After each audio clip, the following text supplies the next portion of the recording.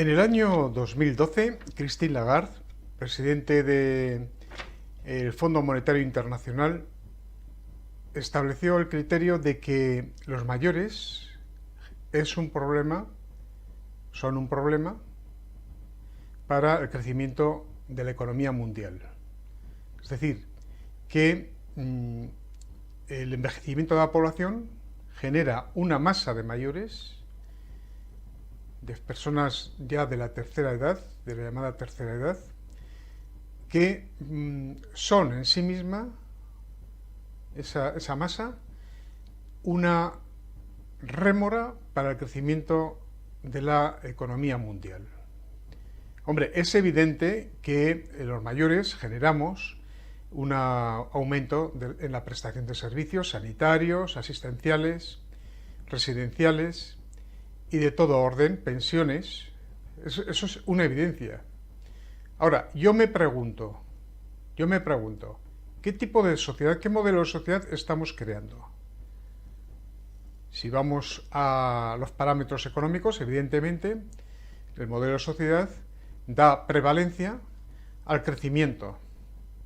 Si vamos a la visión humanista de las cosas, es al contrario. Es decir, la economía está subordinada a las personas. Y las personas es lo primero a lo que hay que atender.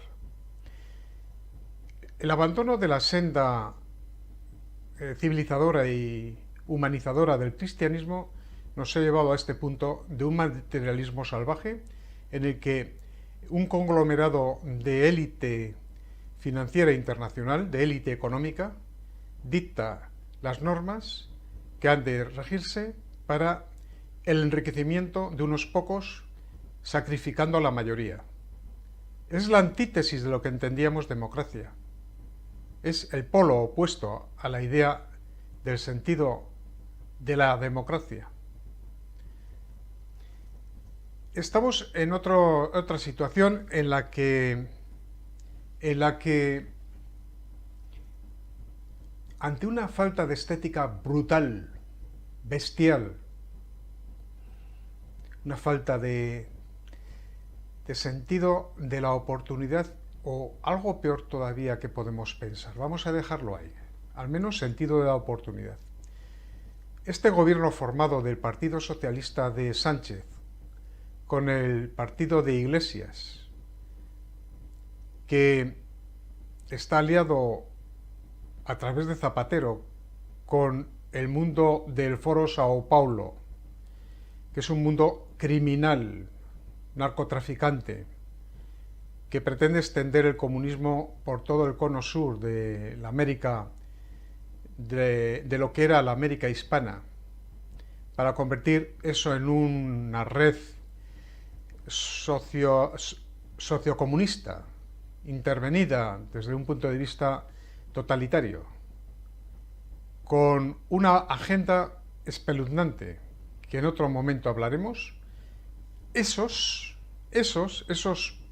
impresentables, canallas, porque no cabe otra expresión que decir, nos traen ahora la ley de eutanasia en un contexto de pandemia. ¿Qué puede pensar un señor mayor de 80 años que esté en una residencia, que ha visto o ha oído que han muerto un montón de ancianos en esas residencias?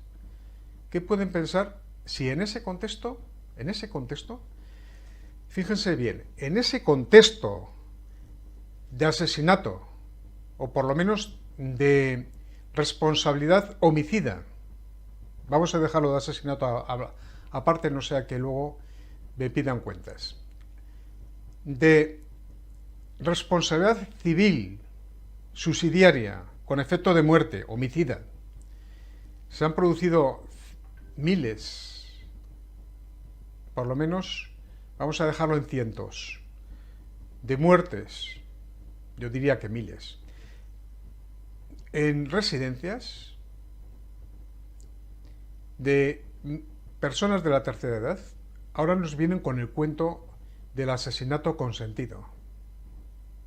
Sí, asesinato consentido, la eutanasia, igual que asesinato consentido que es el aborto, y los médicos que se prestan a ello, renuncian al cumplimiento de su obligación en el juramento de preservar la vida y la salud de las gentes a las que atienden. Por tanto, son cómplices morales de eso que se está programando. Pero vamos a suponer la buena fe. Supongamos que efectivamente haya un problema de que no se entiende bien la ley y que lo que quieren es bondadosamente asistir a aquellas personas que quieran la muerte asistida. Si eso fuera así, quiero saber por qué hay estos dos elementos que desdicen esa buena fe. Dice el artículo 6, requisitos para la solicitud de prestación de ayudas para morir. Artículo 6 del proyecto de ley de eutanasia. La solicitud de prestación de ayuda para morir se refiere al artículo 5.1, deberá hacerse por escrito, debiendo estar el documento fechado y firmado por el paciente solicitante. En caso de encontrarse este impedido físicamente para fechar y firmar el documento, otra persona mayor de edad y plenamente capaz podrá fecharlo y firmarlo en su presencia. Oigan, señores, si esa persona se entiende que tiene derecho a morir estando en el ejercicio de sus facultades mentales, si no puede firmar el documento, algo ocurre. Esto es una situación que produce grave inseguridad jurídica, porque si esa persona no puede firmar, es que tampoco puede decidir sobre su muerte. Eso es una realidad obvia, de sentido común. Si no puede firmar, ni sellar, ni fechar el documento en el cual él declara que quiere morir, ¿cómo puede ser que otra persona pueda fecharlo y firmarlo en su presencia? ¿Quién nos asegura que esa otra persona firme y sella o firma y fecha ese documento en su presencia, estando la otra persona en condiciones de tomar esa decisión y poner su firma en un documento? Esto es un agujero tremendo en la seguridad jurídica. No es aceptable, señores. ¿Qué puede pasar a partir de ahora? Lo mismo que con los abortos, que hay barra libre. ¿A dónde vamos? ¿No querrán ustedes quitarse de en medio a un montón de gente que son pensionistas para sanear las cuentas y dedicar el dinero de los presupuestos públicos a financiar esas cosas que ustedes tienen costumbre? A los amigotes de turno, a la ingeniería social esta en la que están metidos para favorecer la Agenda 2030, de control poblacional y reducción de la población. Yo no lo digo. Ellos dicen que hay demasiada gente, que hay que asegurar la pervivencia del planeta y por tanto que sobramos la mitad, por lo menos.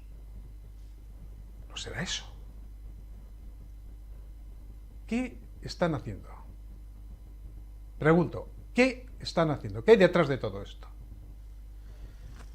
Vamos a otro artículo, el artículo 16. Dice, podrán rechazar por razones de conciencia su decisión de, como profesional sanitario, dar luz verde y ejecutar la eutanasia. Y deberán registrarse. Y habrá un registro de profesionales sanitarios objetores de conciencia. Oiga, ¿y por qué no lo hacen al revés? ¿Por qué tienen que hacer una lista negra de profesionales sanitarios? ¿Por qué no hacen al revés? ¿Por qué no hacen un registro de las personas que sí quieran ejecutar la eutanasia? Y así todos lo sabemos. Y la hacen pública, y lo publican en el Boletín Oficial del Estado. ¿Por qué no? ¿Por qué no? Porque yo quiero saber qué médico es el mío y qué médico no es el mío. ¿A qué médico acudir y a qué médico no acudir? Estamos llegando a un grado de degradación moral fuera de lo común. Y esto viene de una cosa. Atiendan bien. Escuchen, por favor. Esto viene de que las logias masónicas, hace 200 años como mínimo, decidieron acabar con el cristianismo, con la religión católica en concreto. Y por eso descompusieron la hispanidad, la fragmentaron, la dividieron, y todos esos países no han sido capaces de levantar la cabeza porque no tienen entidad suficiente para defender su soberanía, impedir que se les controle, se les invada, se les parasite, y que esos cuervos que sobrevuelan sobre sus haciendas, patrimonios e instituciones y establecimientos económicos, empresas, se hagan dueños de ellas. De ahí viene el problema, una degradación moral y un relativismo sin precedentes. Sodoma y Gomorra. Estamos en Sodoma y Gomorra. Y se lo dice un socialista que abandonó el socialismo al ver lo que se nos venía. Yo fui diferentes cargos en el Partido Socialista en el País Vasco. Parlamentario vasco, juntero, secretario de Política Institucional en Álava, secretario de Educación y Cultura en Álava y algunas cosas más. Delegado de Educación en Álava del Partido Socialista. Este no es el Partido Socialista Humanismo en el que yo creía. Esto es una usurpación de las ideas democráticas y de sensibilidad socialista, una usurpación para favorecer a las grandes élites internacionales que concentran el mayor capital jamás conocido y el mayor poder jamás conocido en la historia de la humanidad. Estos son unos esbirros de ese poder, Soros, Bilderberg y gente de mal vivir por el estilo, que nos tratan de esclavizar y matar, y matar.